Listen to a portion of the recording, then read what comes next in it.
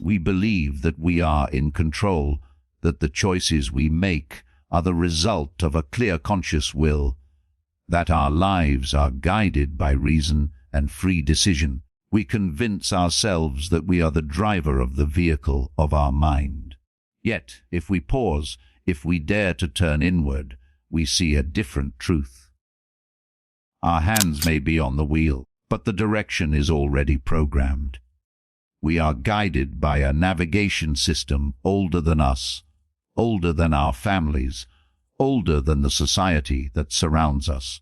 The screen we look at is only the surface of a machine that runs on hidden codes, deep software, and ancient hardware that we did not build and that we do not fully understand. Most people never investigate this inner machinery. They drift through life with blind trust in the system, believing that whatever direction they are sent in must be correct. They travel for decades, following signals they never questioned, until they arrive at destinations that feel hollow, meaningless, or even disastrous. To live in such ignorance is to live as a passenger in one's own existence. To live without looking inward is to risk ending life in a place that feels like death long before the body stops breathing. There have been very few minds in history that attempted to confront this hidden system directly, to crawl inside the machinery and name the pieces. Carl Jung, a Swiss psychiatrist born in 1875, was one of those rare individuals. He was not merely a doctor of the mind, but a man willing to descend into its caves, to face the monsters that most deny, and to attempt to draw a map of what lies beneath. His life, his struggles, and his theories form one of the deepest explorations of the human psyche ever attempted. To read him is not to skim philosophy or psychology as one reads a textbook. To read him is to face the dark interior of oneself reflected back in symbolic form. Jung's childhood shaped him into the kind of man who would not look away from the abyss. His father was a poor pastor, tired, weighed down by responsibilities, while his mother lived with eccentricity and visions that haunted her mind.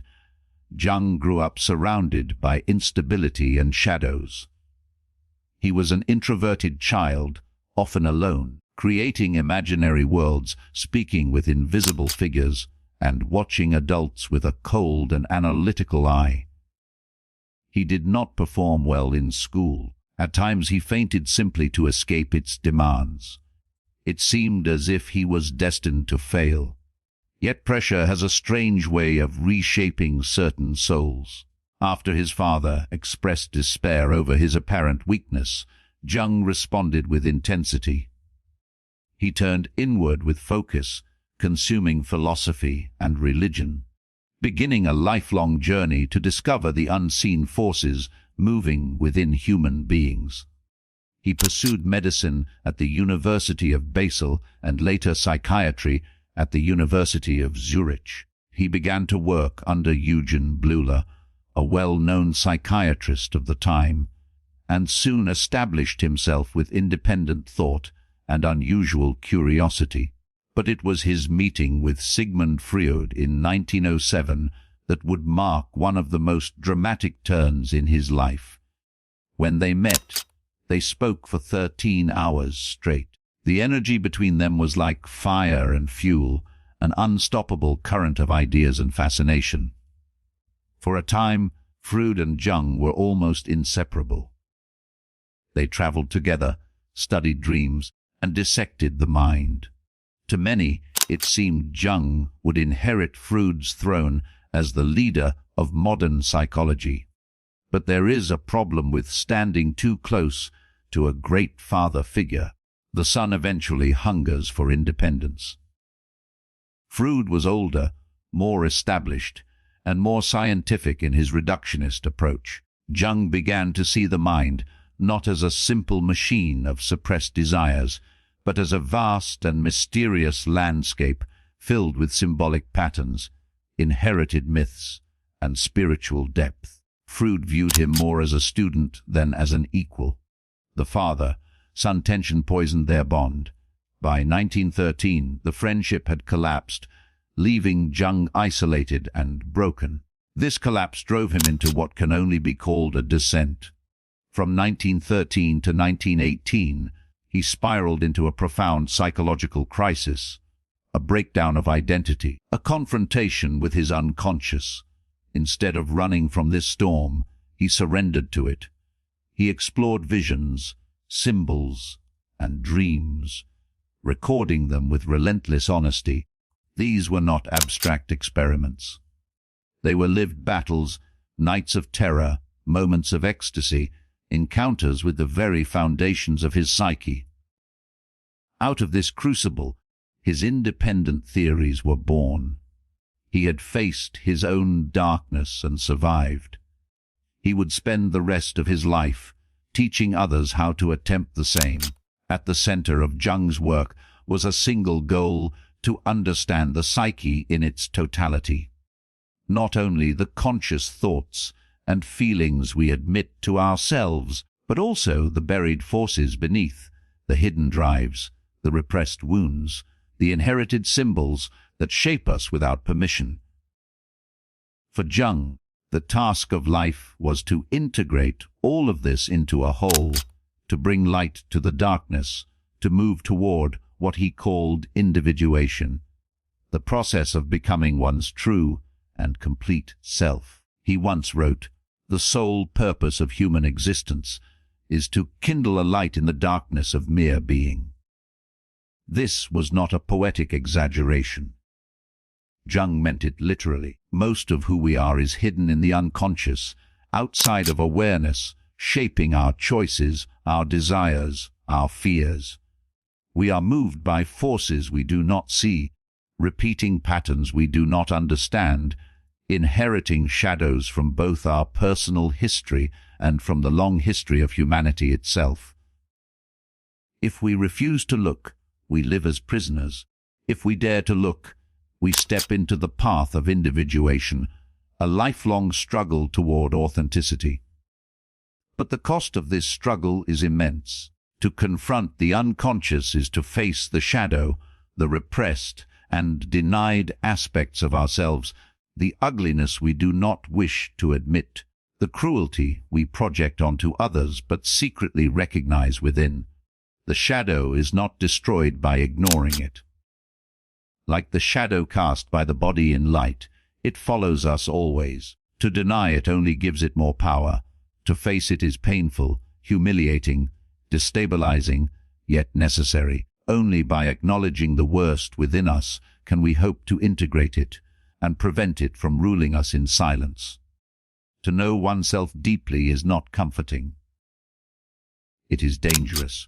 It demands radical self-honesty, a willingness to admit that you are not who you believe you are, that you are capable of darkness as much as light. Yet without this confrontation, there is no growth, no maturity, no real freedom. Jung's message was clear: the navigation system of the psyche is ancient, powerful, and hidden. You can let it drive you blindly, or you can descend into its depths, wrestle with its mysteries, and learn to steer it toward a destiny that is truly your own. To understand the system of the mind that Jung uncovered, one must first accept a painful truth. Most of what you believe about yourself is a mask.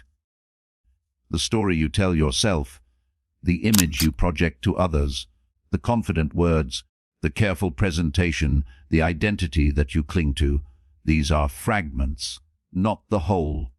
Jung called this mask the persona, the face you wear in society to be accepted, respected, or tolerated.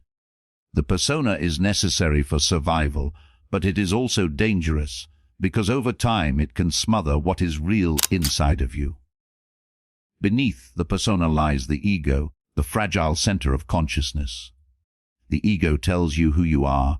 It arranges memories into a story. It organizes identity. Yet the ego itself is not the true self.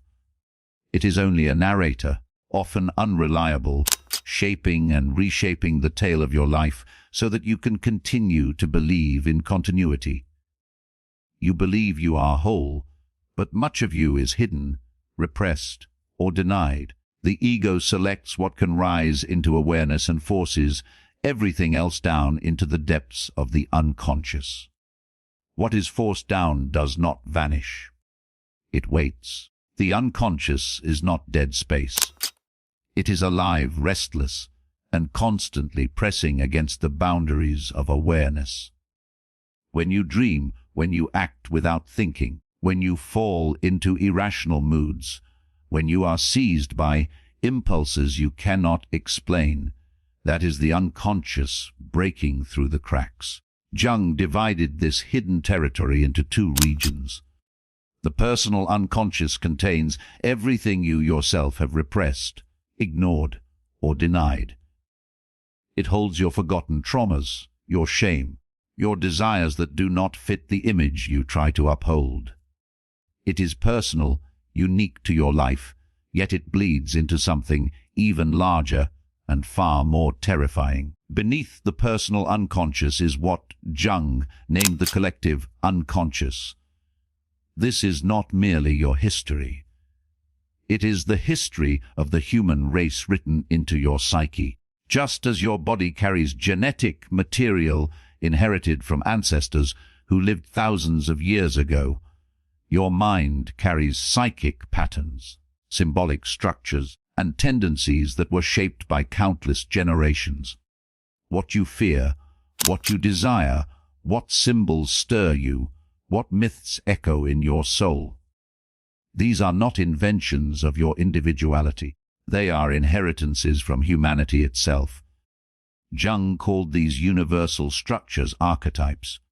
They are not visible objects, but psychic blueprints, recurring motifs that shape human thought and behavior across cultures and across time. Myths, religions, and stories throughout history contain the same figures because they are born from the same archetypal source. The wise old man, the mother, the hero, the trickster, the shadow, the anima and animus. These are not just characters.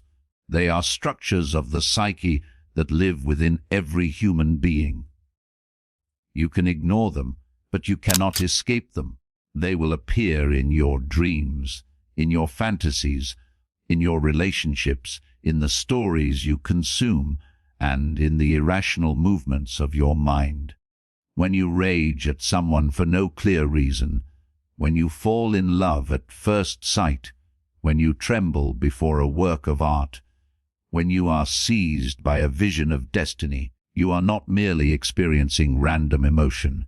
You are being moved by archetypal forces older than you, forces that whisper in symbols and images.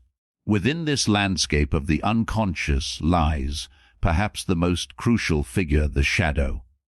It is everything you do not wish to admit about yourself, everything the ego rejects. Your cruelty, envy, cowardice, selfishness, lust, and rage, all of it lives in the shadow. It is the enemy you carry within. Yet Jung insisted that the shadow is not only destructive, it is also the source of vitality, creativity, and strength. The shadow is dangerous when denied, but transformative when confronted. The shadow will not disappear simply because you cover your eyes. It will continue to shape your behavior in silence. It will sabotage you. It will erupt when least expected. You cannot run from it. As Jung wrote, the shadow is part of human nature, and it is only at night that no shadows exist. Denial only makes evil grow. A small flaw ignored becomes a great corruption. To face the shadow is to face the possibility of your own wickedness, to admit that the evils you see in others are not separate from you, but could live in you as well. This confrontation is terrifying because it destroys illusions. Most people prefer to believe in their own goodness. They protect themselves with lies about their character. They blame others. They project their darkness onto enemies. They cling to a false innocence. But to grow, one must abandon this comfort.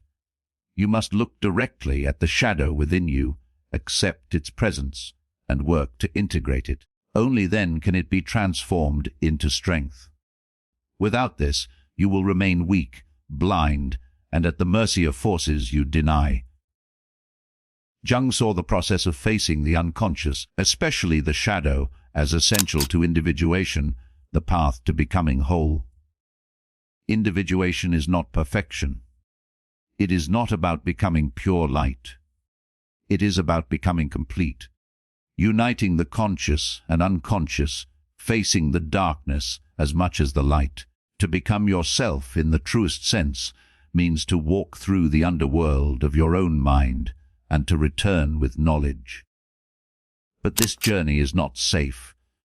It is not gentle. It is not a matter of self-improvement slogans or easy exercises. It is a descent into chaos. It is the recognition that the navigation system of your psyche contains codes you may never fully control, but that you must at least attempt to understand. It is the realization that the enemy you fear outside may already be inside. It is the courage to see that you are not who you thought you were, and that becoming whole may mean shattering the image you spent a lifetime building. The work of individuation is not for the faint of heart.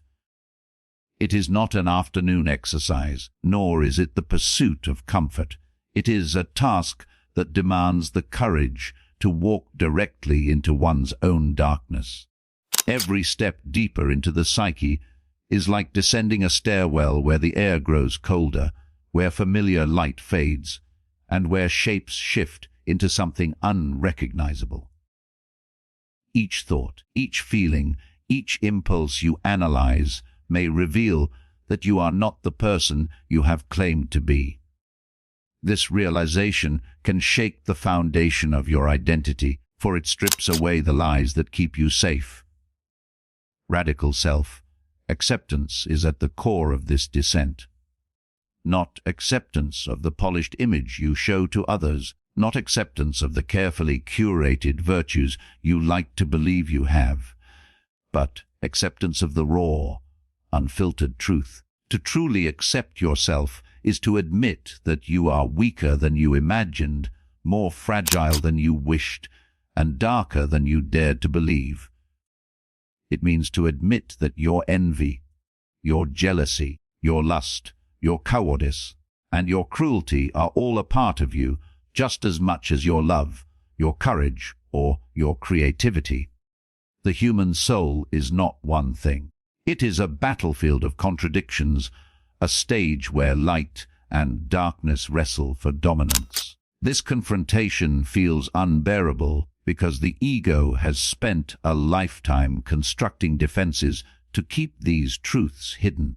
From childhood you learned what was acceptable and what was forbidden. Every shameful desire was buried. Every impulse that threatened rejection was sealed away. The result is a life built on repression and denial. But repression is not elimination. What is buried returns, often twisted, disguised, and dangerous. It returns in nightmares, in compulsions, in sudden rage, in destructive choices, and in the quiet despair that gnaws at the soul. To face this is to open the basement door you have locked for years, to step inside and confront what you hoped would remain hidden forever. Jung believed that the only path forward was through this darkness, never around it. To integrate the shadow means not to destroy it, but to acknowledge it as a part of yourself. It is to admit, without denial, that the potential for evil lies within you.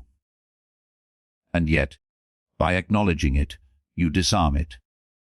What is seen can be managed. What is hidden will rule you from the dark.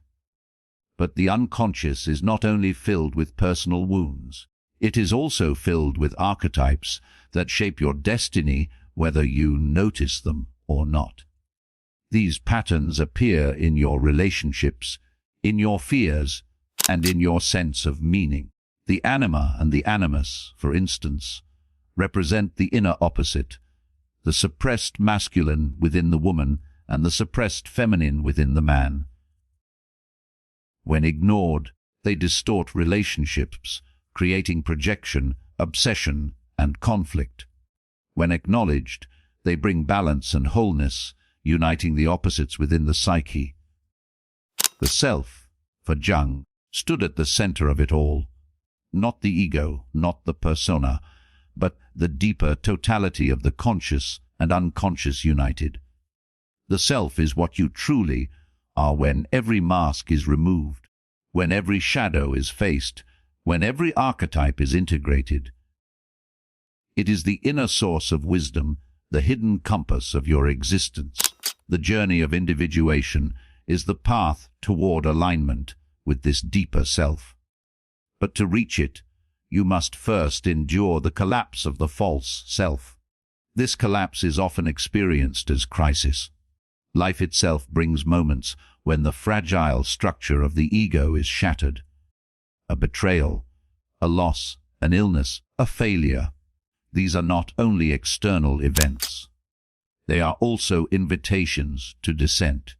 The navigation system of your psyche sometimes forces you off the comfortable road. Sometimes it throws you into darkness, because only there can you confront what has been ignored.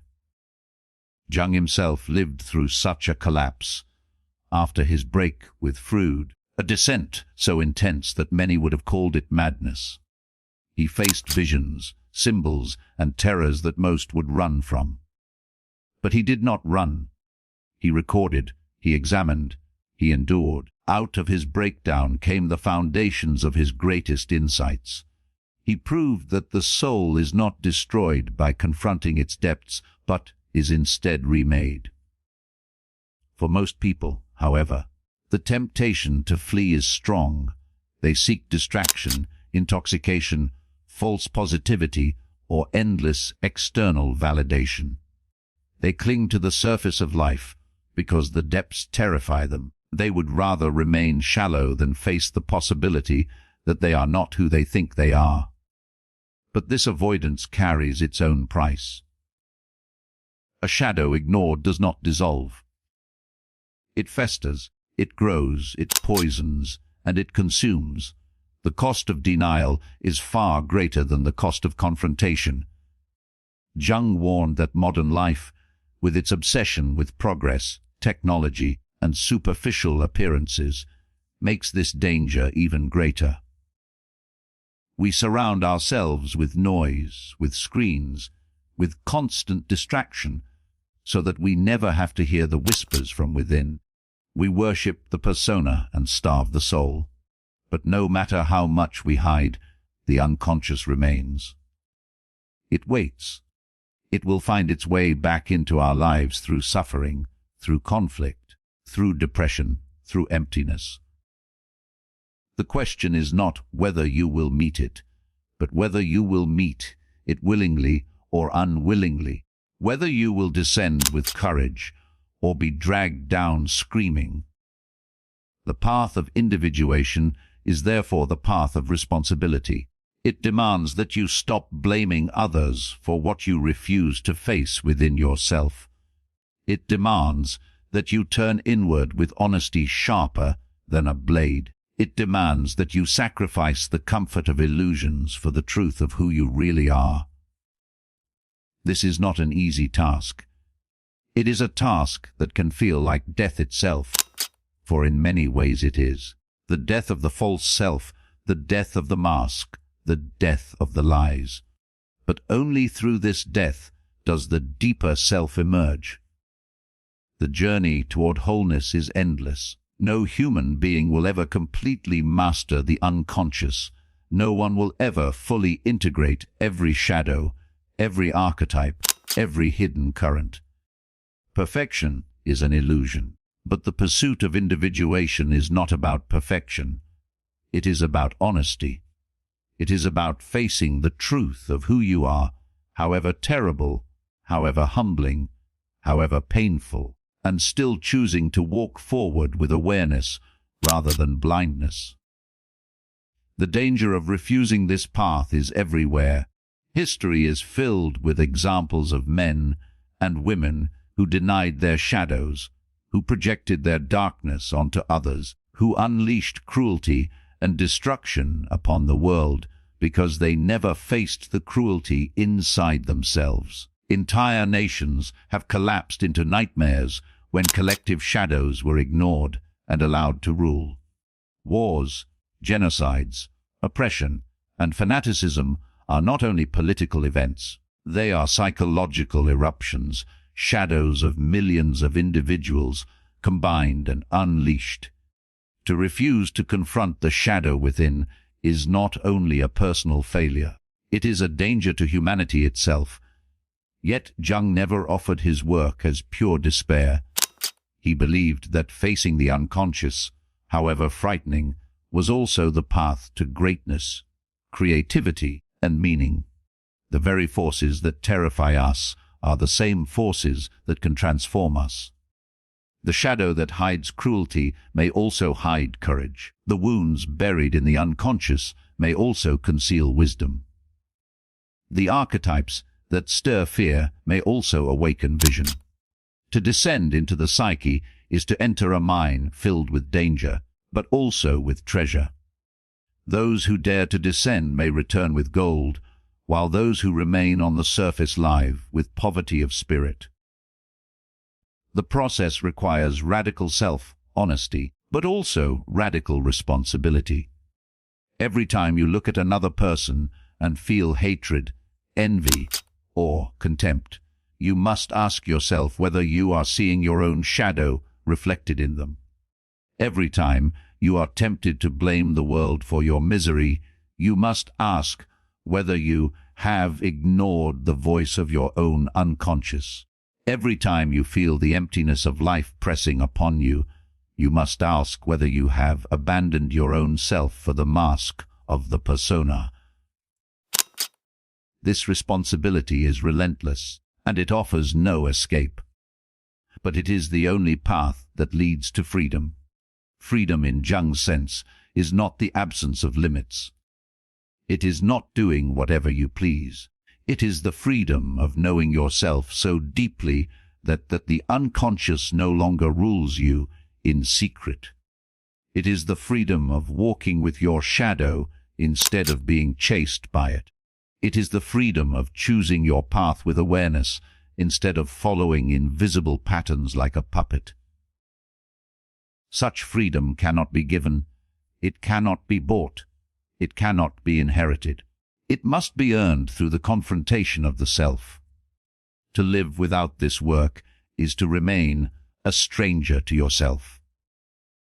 It is to wander the world with a navigation system you never question, to wake up one day in a destination that feels empty, to realize too late that your life was not lived by you, but by forces you never faced.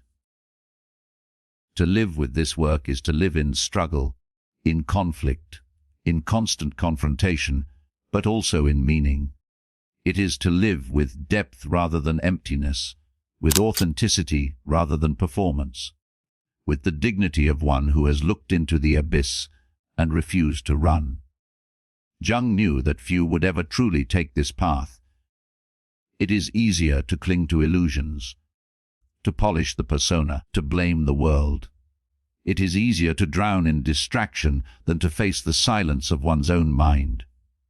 But those who dare, even partially, even imperfectly, are transformed. They discover that the darkness within them does not exist to destroy them, but to complete them. They discover that the journey into the unconscious is the journey toward becoming whole. You are not simply the story you tell yourself. You are not the face you show to the world. You are not only your strengths or only your weaknesses. You are a totality, conscious and unconscious, light and shadow, personal and collective. To know yourself is to accept this totality, to stop pretending, to stop running, to stop denying. To know yourself is to burn away the lies until only the raw truth remains. The path is long. It may take a lifetime. It may feel like a battle you can never fully win. But the struggle itself is the meaning. The struggle itself is the purpose. As Jung once said, man's task is to become conscious of the contents that press upward from the unconscious. The purpose of existence is to kindle a light in the darkness of mere being. If you wish to live with depth, if you wish to live with authenticity, if you wish to live with freedom, then you must step into the labyrinth of your own psyche. You must face the shadow. You must endure the collapse of illusions. You must descend where others flee. There is no other way. You can either be ruled by the darkness you deny, or you can confront it and claim the strength that waits within. The choice is yours, and the cost of refusal is your life itself.